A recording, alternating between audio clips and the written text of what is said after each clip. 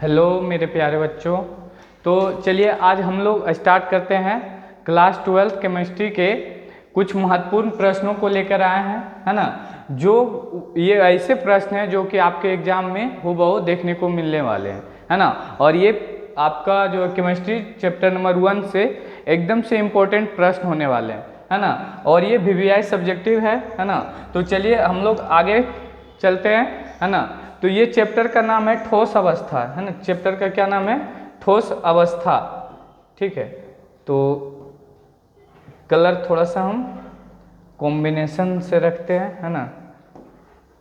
चलिए अगला है, ये चैप्टर का नाम है ठोस अवस्था, है ना। इसमें सबसे पहला प्रश्न पूछे जाएंगे कि ठोस कठोर क्यों होते हैं, है ना। तो सबसे पहले हम लोग बात करेंगे ठोस कठोर होते क्यों हैं। तो इससे पहले हम लोग थोड़ा सा बेसिक जान लेते हैं कि ठोस कठोर क्यों होते हैं। पहले ठोस में होता क्या ये जान लेते हैं, है ना। पदार्थ के 3 अवस्था होते हैं, मेनली 3 अवस्था होते हैं, ठोस, द्रव और गैस, है ना। तो ये जो अवस्थाएं होते हैं ये उनके अणुओं के बीच में जो बंधन होते हैं, उनके अणुओं के बीच में जो अवयवी कण होते हैं, उनके बीच की दूरियों के अनुसार से हम लोग ये तीनों को वर्गीकरण एक तरह से करते हैं, है ना। तो ठोस में क्या होता है, ठोस में जो इसके अंतराण्विक बल होते हैं, ठोस में अणुओं के अंतराण्विक बल ज़्यादा होते हैं, और ये इसमें जो होते हैं सभी अणु क्या होते हैं एक दूसरे से बहुत ही नज़दीक होते हैं, यानी कि नगण्य दूरियां होती है इसमें, मतलब पूरा सटे हुए होते हैं, है ना। और ये एक दूसरे को, है ना। तो इसी तरह से ठोस अवयवी कण परमाणुओं, अणुओं या आयनों की स्थितियां जो है स्थिर रहती है ना। इसमें इधर उधर होता नहीं है। जैसे द्रव में अणुओं की स्थिति बदलते रहता है, गैस में और ज़्यादा बदलते रहता है ना। तो इसमें अणुओं और परमाणुओं और आयनों की स्थिति जो है वो एकदम से स्थिर रहती है ना। और अर्थात ये गति करने के लिए स्वतंत्र नहीं होते, ये स्वतंत्र गति नहीं करते इनके अणुओं, है ना। और इनके जो अणुओं के बीच जो लगने वाले बल है वो काफ़ी ज़्यादा होता है ना। इसीलिए ठोस क्या होते हैं, ठोस इसीलिए कठोर होते हैं, है ना। और ये अगला प्रश्न है, अगला प्रश्न है कांच को अतिशीतित द्रव क्यों कहा जाता है। द्रव मतलब आप लोग जानते हैं कि जिसमें बहने का गुण हो, है ना। तो क्या कांच बहता है ना। तो कांच जल की तरह नहीं बहता है ना। इसीलिए बोला गया है कांच को अतिशीतित द्रव बोला गया है। क्या बोला गया? अतिशीतित मतलब बहुत ही धीमा बहने का गुण होता है ना। कांच में बहने का गुण होता है लेकिन जल जैसा नहीं होता है, इसमें बहुत ही धीमा गुण होता है ना। अगर पुराने इमारतों में अगर खिड़कियां अगर शीशा का है ना, तब आप वहाँ पे देखेंगे कि बहुत पुराना खिड़की का शीशा है ना, तो ऊपर वाला भाग जो है नीचे थोड़ा सा बह के नीचे क्या हो जाता है, थोड़ा सा मोटा टाइप का हो जाता है ना। इसी से हम लोग अनुमान लगाते हैं कि कांच में एक गुण पाया जाता है ना, जिसको हम लोग अतिशीतित द्रव बोलते हैं, है ना। जिसको हम लोग क्या बोलते हैं, अतिशीतित द्रव बोलते हैं। तो वही बोला जा रहा है कांच एक अक्रिस्टलीय ठोस है ना। ठोस भी 2 प्रकार के होता है, क्रिस्टलीय और अक्रिस्टलीय। क्रिस्टलीय उसको कहेंगे जिसका जो है ना ज्यामितीय आकार जो है, ज्यामितीय आकार फिक्स होता है ना, एक निश्चित संरचना बना होता है ना। एक निश्चित संरचना होता है, उसे हम लोग क्या कहते हैं, क्रिस्टलीय ठोस कहते हैं, है ना। या फिर इस प्रकार से आपको ये भी अंतर लिखने को आ जाए, है ना। क्रिस्टलीय ठोस किसे कहते हैं और अक्रिस्टलीय ठोस किसे कहते हैं, है ना। तो इसमें हम लोग समझेंगे। और ये लेकिन कांच ये क्या होता है, अक्रिस्टलीय होता है ना, इसका क्रिस्टल नहीं होता है, एक निश्चित संरचना नहीं होता है ना। और द्रवों के समान कांच में बहने का गुण पाया जाता है, यद्यपि यह प्रभाव बहुत ही मंद होता है ना। गुण तो द्रव जैसा ही पाया जाता है, जल जैसा ही बहने का गुण पाया जाता है, द्रव जैसा ही, लेकिन इसमें उतना तेजी नहीं होता है, इसमें उतना फास्ट बहने का गुण नहीं होता, ये बहुत ही मंद होता है ना। इसीलिए कांच को अतिशीतित द्रव कहा जाता है ना। अतिशीतित मतलब वही होता है मंद प्रक्रिया, है ना। इसीलिए हम लोग कांच को क्या बोलते हैं, अतिशीतित द्रव बोलते हैं, है ना। तो ये भी आपका एक इम्पोर्टेंट क्वेश्चन है ना, जो कि आपके एग्जाम में आने की प्रबल संभावना है ना। अगला हम लोग देखते हैं तत्व A तथा B से बने यौगिक की संरचना, है ना, जिसमें A परमाणु के घन के कोनों पर तथा B परमाणु के फलक केंद्रों पर यौगिकों का सूत्र लिखिए, है ना। तो इसमें हम लोग देखेंगे, एक सेकेंड, हम लोग पहले 3D शेप ले लेते हैं इसमें, है ना। ये 3D है ना। अच्छा, इसका कलर थोड़ा सा वाइट ही है क्या? सॉरी,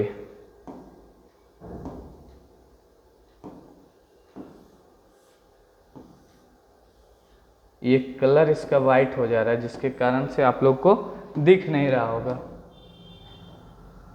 है ना।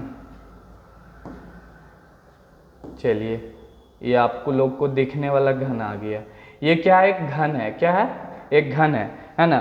तो इसमें जो घन पे जो अवयवी कण होते हैं वो पहले कोनों पर होता है ना। कोनों पर कितना होगा? 8 होगा। कोनों पर कितना होगा? इसको थोड़ा सा इधर और कर लेते हैं, है ना। कोनों पर जो इसका अवयवी कण होगा, अणुपरमाणु आयन, है ना, ये कितने होते हैं? 8 होते हैं, है ना। कितने होते हैं? 8 होते हैं, है ना। तो इसको हम लोग लिखेंगे, ये 8 अवयवी कण पहले लिख लेंगे इसका, है ना। और 6 सतह होता है ना। तो 6 सतह पर 6 अवयवी कण, जैसे यहाँ पे एक सतह हो जाएगा, ये सामने वाला जो आपको दिख रहा होगा, है ना, सामने वाला सतह। एक सेकेंड,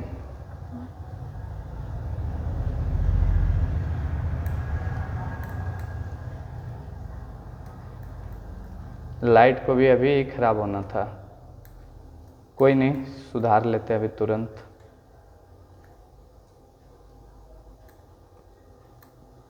है ना।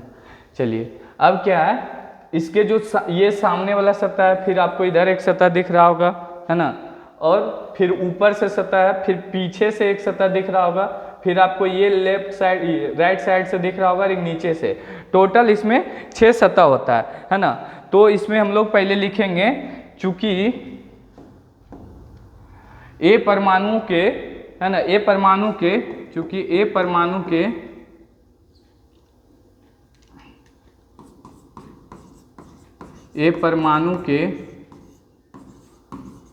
कोनों पर, है ना, कोनों पर,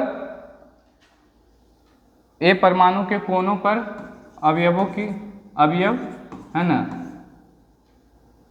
कोनों पर है ना। अब इसलिए क्या हो जाएगा? ए परमाणु का क्या हो जाएगा?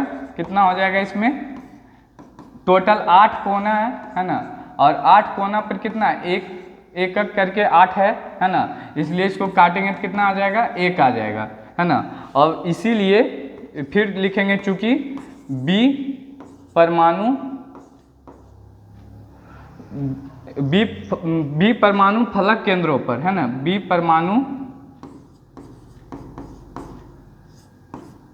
फलक केंद्रों पर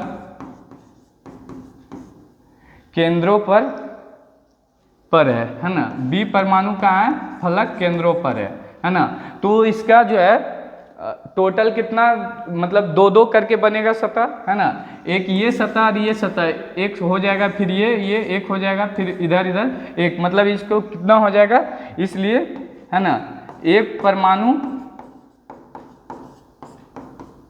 क्या हो जाएगा? इसका लिखेंगे 1/2 गुना 6, है ना। ये दोनों कट गया कितना बार में? 3 बार में। तो यहाँ पे कितना आ गया? 3 आ गया, है ना। तो यहाँ पे हम लोग लिखेंगे इसका सूत्र, जब लिखेंगे, है ना, अवयवी कण का जो सूत्र लिखेंगे, है ना, तो ए कितना है? 1 है, तो 1 लिखते नहीं है ना। और बी कितना है? 3 है। तो इसका सूत्र क्या हो जाएगा? AB 3 हो जाएगा। या फिर इसी को हम लोग लिखेंगे A/B जो लिखेंगे, है ना, ये A/B जो लिखेंगे, ये 1/3 लिखेंगे, है ना। तो इसको हम लोग ये क्या लिखे हैं? यौगिक सूत्र लिखे हैं, है ना, इसके केंद्रों पर इसका और इसके फलकों पर के अवयवी कण का, है ना। चलिए आगे हम लोग देखते हैं कि आयनिक ठोस तथा धात्विक ठोस में क्या अंतर होता है ना। ठोस भी बहुत प्रकार के होते हैं, है ना। ठोस यहाँ पे मेनली 2 प्रकार में हम इसका अंतर देखेंगे, है ना, आयनिक ठोस और धात्विक ठोस।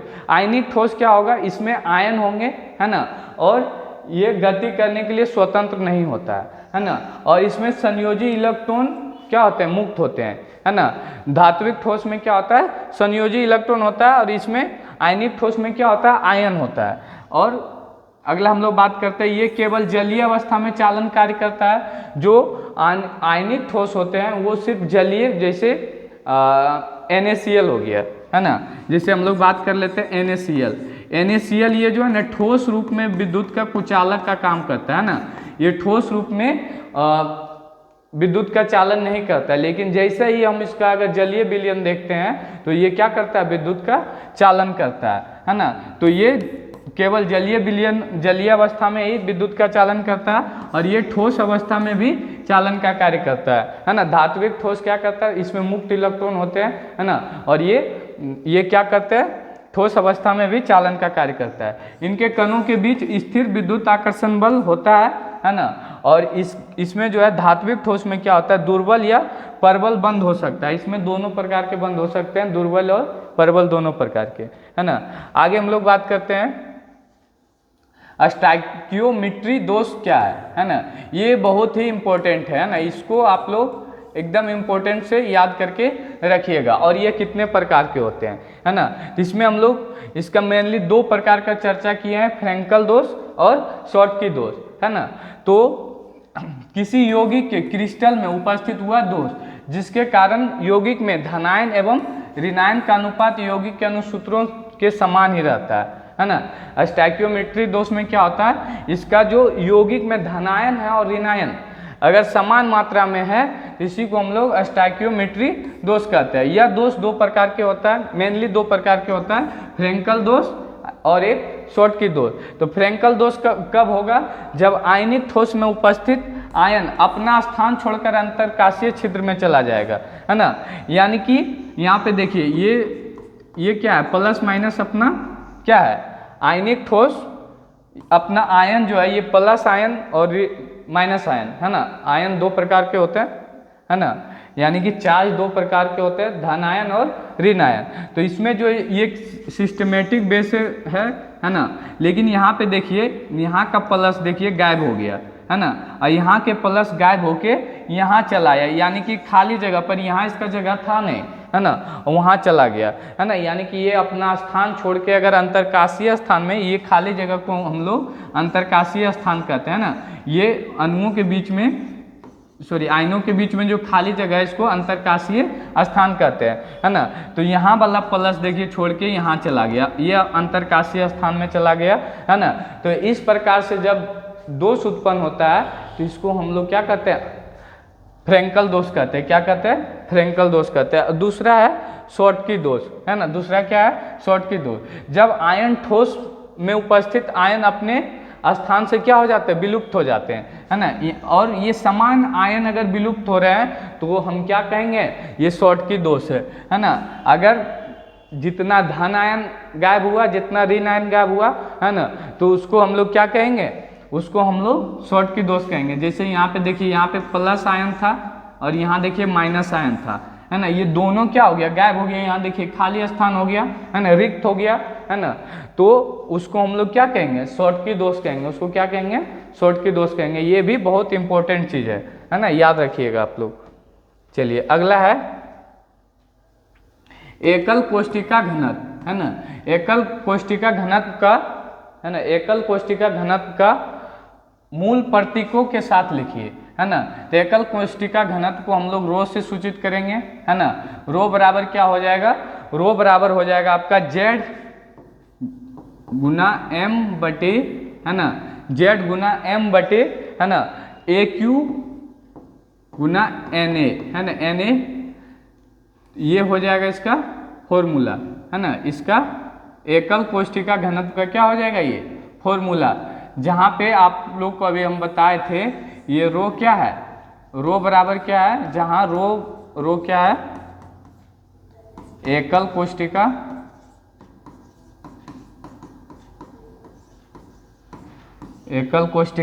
घनत्व है। जहाँ रो क्या है, एकल कोष्ठिका घनत्व है।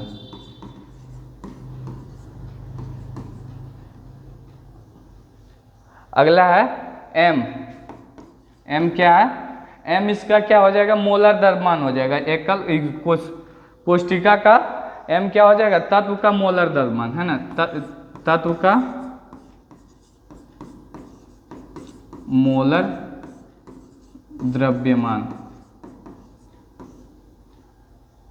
और Z क्या हो जाएगा, तत्व में, है ना, Z क्या हो जाएगा, एकल कोष्ठिका में उपस्थित एकल कोष्ठिका में उपस्थित परमाणुओं की संख्या, है ना, एकल कोष्ठिका में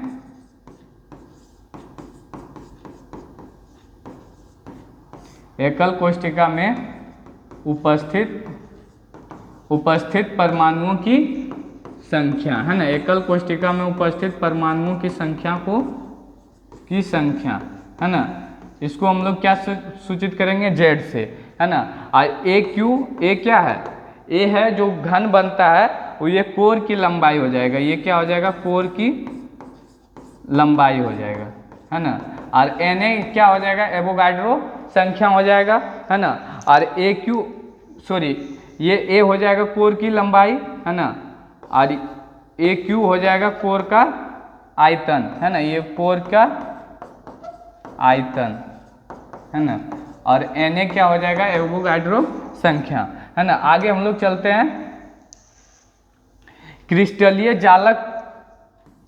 जालक तथा इकाई गोलक की परिभाषा लिखिए, है ना।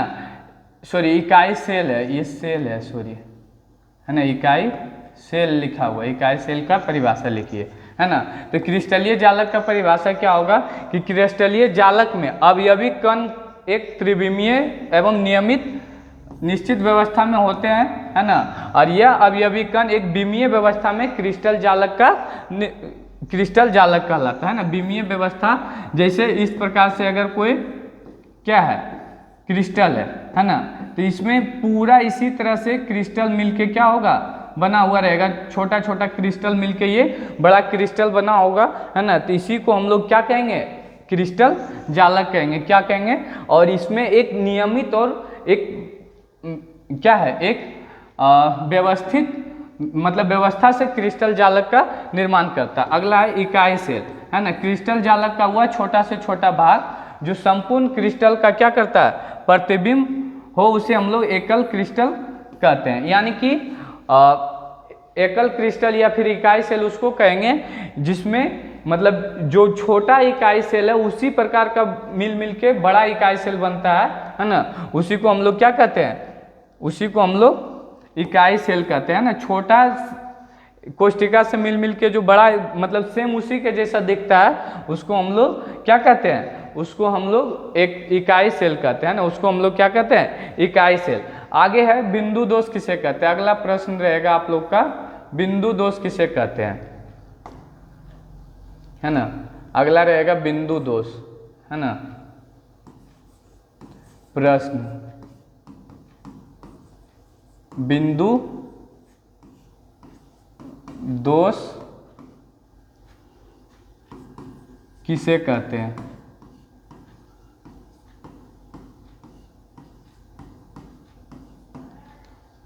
है ना। बिंदु दोष किसे कहते हैं,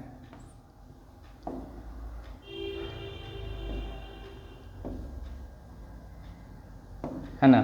तो बिंदु दोष जब किसी परमाणु अथवा आयन के अपने नियमित स्थान से लुप्त या फिर अव्यवस्थित हो जाता है ना। तो इसको लिखेंगे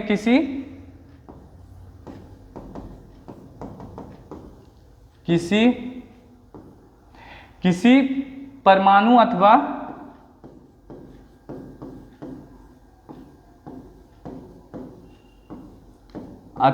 आयन के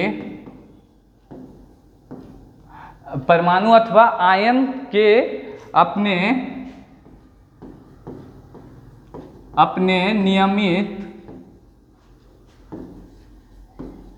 नियमित स्थान से लुप्त या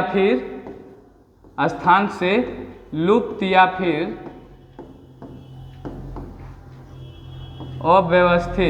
अव्यवस्थित हो जाने को, अपने नियमित हो जाने के कारण जो है, हाँ, किसी परमाणु अथवा आयन अपने नियमित स्थान से लुप्त या फिर अव्यवस्थित हो जाने के कारण हो जाने से उत्पन्न दोष को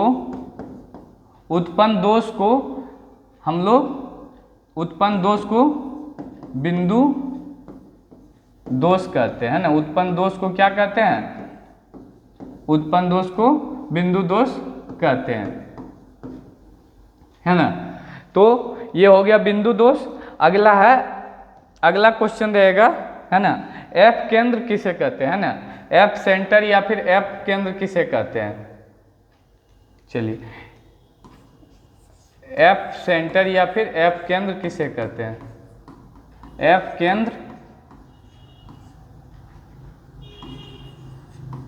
किसे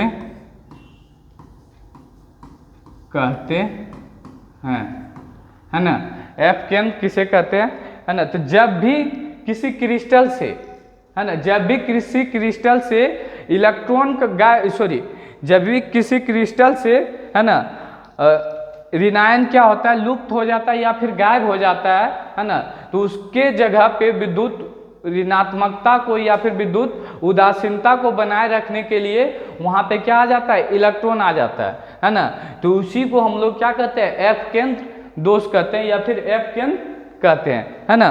तो जब किसी क्रिस्टल से, आंसर में लिखेंगे हम लोग, है ना, आंसर में लिखेंगे जब किसी क्रिस्टल से, जब किसी क्रिस्टल से, जब किसी क्रिस्टल से, है ना, जब किसी क्रिस्टल से ऋणायन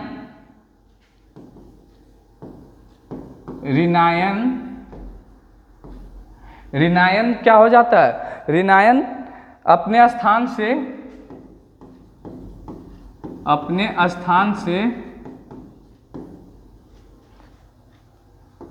लुप्त या गायब हो जाता है, लुप्त या गायब हो जाता है, तो क्रिस्टल के विद्युत उदासीनता को बनाए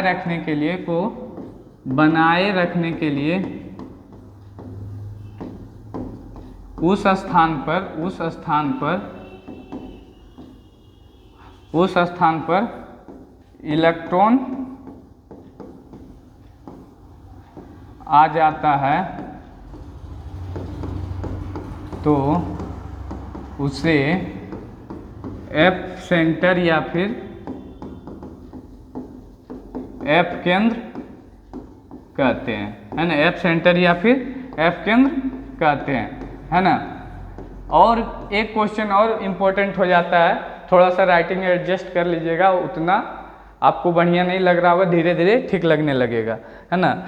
अगला है ना, डोपिंग से आप क्या समझते हैं? अगला प्रश्न रहेगा, डोपिंग से आप क्या समझते हैं, है ना। अगला प्रश्न रहेगा, डोपिंग से आप क्या समझते हैं? आप, ये सभी शॉर्ट क्वेश्चन में पूछा जाएगा, है ना। डोपिंग से आप क्या समझते हैं, है ना। तो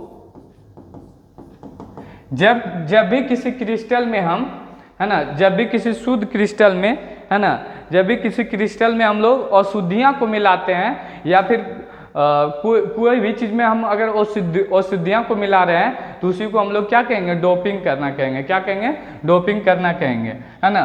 तो जब किसी क्रिस्टल में, आंसर लिखेंगे इसका, जब किसी क्रिस्टल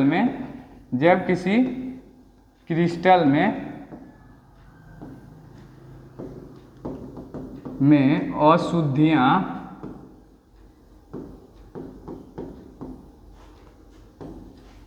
मिलाते हैं, तो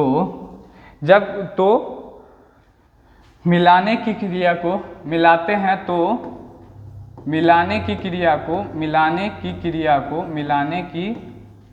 क्रिया को डोपिंग कहते हैं, है ना। क्या कहते हैं? डोपिंग कहते हैं, है ना। तो इसको हम लोग क्या कहते हैं? डोपिंग कहते हैं, है ना। तो इसमें एक लेक्चर और लेके आएंगे, है ना, जो लॉन्ग लॉन्ग क्वेश्चन रहेगा उसको लेके आएंगे, और ये सभी प्रश्न आपके एग्जाम में एकदम से इम्पोर्टेंट होने वाला है ना। अगर ये वीडियो आप लोग को अच्छा लगे, है ना, या फिर किसी भी प्रकार का कुछ प्रॉब्लम हो तो कमेंट में आप लोग लिख सकते हैं, है ना। और अगर आप लोग को बढ़िया लगे तो अपने दोस्तों को ज़रूर शेयर कीजिएगा, है ना। और चलिए मिलते हैं हम लोग इसके लॉन्ग क्वेश्चन से एक वीडियो लेके आएंगे, है ना। तो तब तक के लिए जय हिंद।